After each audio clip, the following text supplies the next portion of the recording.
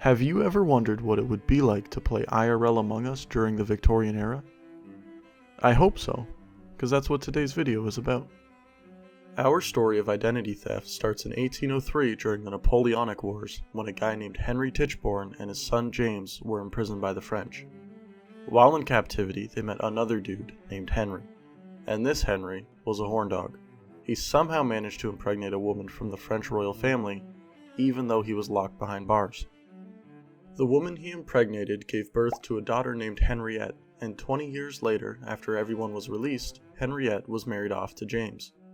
Now skip forward 2 years and Henriette gives birth to a son named Roger, and from here we can speedrun the family succession and move on to our main story. Henry Tichborne was the 7th Baron, and he gave birth to 7 sons before dying in 1821.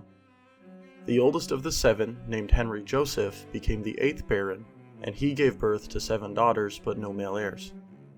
So when Henry Jr. died, his younger brother Edward became the 9th Baron, but since Edward's only son died in childhood, the only heir left was his younger brother, James. So now with the family history out of the way, we can move on to the Hijinks. Remember this little guy, Roger? Well, like I said, Roger was the son of James and Henriette, and he was born in 1829. And when he grew up, he wanted to be a soldier. So that's what he did. Roger joined a British cavalry unit as soon as he was old enough, but he spent most of his time just chilling in Ireland, never seeing any action. When Roger came home on leave, he would stay with his uncle Edward, where he quickly fell in love with his cousin Catherine. Now even though it was Britain in the 1800s, Edward wasn't really into the incest, and so he forbade their love. It's also worth mentioning that at this point, Roger was 20, but Catherine was only 16. Obviously, when Edward forbade their love, it didn't actually stop them from seeing each other. It just meant that the two got it on in private instead of during the family reunions. But Edward's harassment did eventually wear Roger down though, because he quit the military and started traveling to escape his uncle. 3 months later, Roger arrived in Chile, where he got a letter from his family telling him that Edward had died, making his father the 10th Baron and him the new heir. So now that he was set to inherit a ton of money and his incest-blocking uncle was dead, Roger celebrated by continuing his travels to Peru and then Argentina. When Roger arrived in Argentina, he sent a letter to his family saying he was going to Brazil next and then Jamaica. But unfortunately for him, Brazil is as far as he got. In Brazil, Roger boarded a ship called the Bella, which was headed for Kingston. But only 4 days after leaving port, its wreckage was found just off the coast. There were no survivors, and all were assumed to have drowned. I am under the water. Please help me. A couple months later, and news of Roger's disappearance made it back to his family in England. Roger's family was destroyed by the news, but his mother was still hopeful after hearing rumors of a rescue boat. Apparently, a boat called the Osprey scooped up the passengers before they drowned and then brought them to Australia. Despite her hopes, nothing would change for the next 8 years, except for when her husband passed away. With James now dead, this means that if Roger was still alive, he would be the 11th Baron and rich as hell. Unfortunately, there was still no news of Roger though, so the title was given to his mouth-breathing little brother, Alfred. For the sake of our story, we don't need to know too much about Alfred, just that he became the 11th Baron and he was really bad with money. In fact, he was so bad with his money, he managed to nearly bankrupt his family in only a couple of years just by buying stupid stuff. Now keep in mind this family has had generational wealth going as far back as the Norman Conquest, so to waste away like 700 years of wealth in such a short amount of time was actually pretty impressive. Lady Tichborne was still coping with the loss of her oldest son and the stupidity of her other one, so she did what any grieving woman would do in the 1800s. That's right, she went to see a psychic. Her psychic, of course, told her that her son was still alive and that she should try to find him. What brings you here, my darling? I lost my son in a shipwreck. My crystal ball tells me you lost your son in the shipwreck. How did you know that? Is he still alive? Yes. Oh my god. Following the psychic's advice, she reached out to a guy named Arthur Cubbett from Sydney. Cubbett ran an agency called the Missing Friends Network, and he agreed to use it to help find Roger. They placed notices all across Australia with descriptions of Roger, and the notices said he would be 36 today and he was a rather tall but delicate man with light brown hair and blue eyes. Most importantly though, they offered a reward for finding him and said if Roger is found alive, he would become the sole inheritor of the Tichborne family fortune. Now with a closing line like that, it's no surprise what happened next. 11 years after Roger's disappearance, in a town called Wagga Wagga, a solicitor named William Gibbs was settling a £6 debt. In a weird stroke of luck, Gibbs's wife saw one of the newspaper ads and suggested that his client could be Roger. Gibbs ran with his wife's suggestion, probably because he wanted the reward, and so he set up a meeting with his client to talk about the possibility of him being Roger Tichborne. His client obviously got the memo about the inheritance because he showed up to the meeting smoking a pipe with Roger's initials on it and tried to act as posh as possible. From the meeting, Gibbs was convinced, and according to him, what convinced him was the quote noble way his client held the door open for his wife. Oh, I think this guy might be legit, but I can't know for sure. Hey, how do I know you're...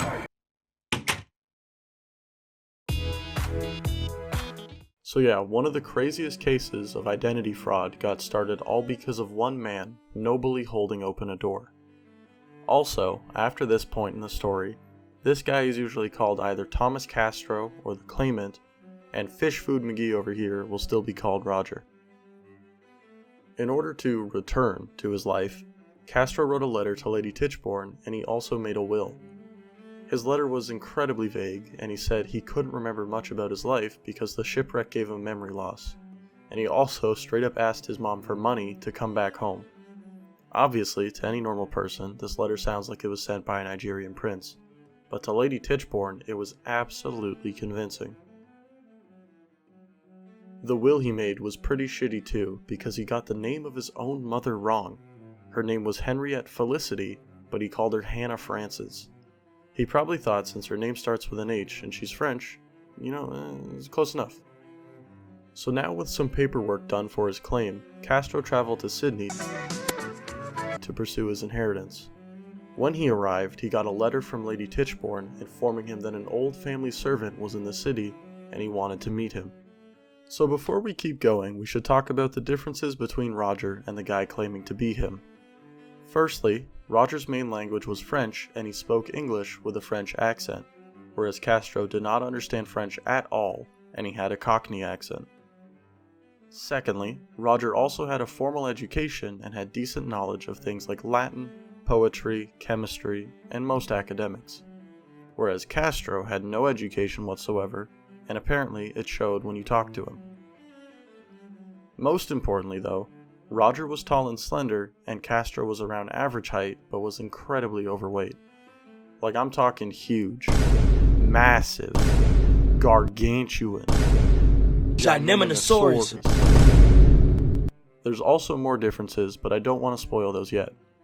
So with all that being said, when the servant showed up at the claimant's hotel, he immediately thought it was a scam. He apparently even said, I came here to see Mr. Roger. You are not he. Although he was eventually able to convince the servant that he was Roger, but he had just gained weight. I honestly think he must have paid him off or something though, because to justify the weight difference, he would have had to pull Roger from the ocean and eat his dead body. The servant's confirmation of his identity was an early stamp of approval, and it kinda helped convince some other people as well. Also, for some reason, the family's gardener was in Sydney too, and he even confirmed the claimant's identity, but then the guy asked him for money, which was obviously a red flag, so he took his statement back. So after a couple months of gaining support in Sydney, the claimant set off for England after receiving money from Lady Tichborne. When he arrived 3 months later, the claimant's weight had ballooned to over 250 pounds, which made it even harder to convince people that he was Roger. At the time, Lady Tichborne was away in Paris, so before meeting the Tichbornes, he decided to go off to Wapping to ask about a different family named Orton. In Wapping, the claimant asked one of the locals if the Orton family was still living in the area, and when the man said that they had moved, Castro explained that he was an old friend of Arthur Orton's, who in his own words, was now one of the richest men in Australia. This dumb meeting comes back to haunt him, and I hope you can see where this is going. When Lady Tichborne came back home to England, she met up with Castro and his solicitor. Despite the obvious physical differences and Roger's childhood tutor saying he's a fake because he couldn't speak French, Lady Tichborne immediately accepted the large man as her son. Encouraged by the solicitor, she signed a formal declaration of the claimant's identity and also decided to give him an allowance of around £80,000 per year. Once signed, the solicitor sent the declaration off to the Times, which greatly boosted the popularity of the case. With Lady Tichborne on his side, the claimant headed back to England, where for the next 4 years his primary goal was to acquire as many supporters as possible. And to get started with, he actually managed to get some important people on his side. J.P. Lipscomb, who was the family's doctor, was suspicious of the claimant when they first met, but apparently he performed a medical exam on him and discovered he had the same genital malformation as Roger. This, of course, confirmed his identity because the odds of them having the same defect was incredibly small. Other important supporters were Roger's former squad mates from the cavalry unit. Everyone he served with came forward, including his former Batman. He also had 2 random dudes from the upper class support him, a man named Lord Rivers and an MP named Guildford Onslow. But it seemed like these dudes didn't really care if he was who he said he was, they mostly just came along for the fun. Unfortunately for him though, his success was pretty short-lived. Basically everyone in the family besides his mother immediately thought he was an imposter and sought to expose him. Hey Bill, with this guy hanging around us and, pretending to be Roger, I guess we could say that there's an imposter among us. You get it, Bill? Bill, it's an Among Us joke. You know the game Among Us? Fucking. Remember Catherine Doughty, Roger's cousin/girlfriend? Well, she had initially accepted him, but quickly changed her mind after seeing him in person. Henry Seymour also rejected him when he found out the claimant didn't speak French. And the family steward, Vincent Gosford, rejected him when he couldn't remember what was in a letter Roger had left with him. Despite most of the family hating him, as long as Lady Tichborne was on his side, his case was still strong. So come back for part 2 to watch the whole thing fall apart, and of course look at some more shitty drawings. And thank you for watching.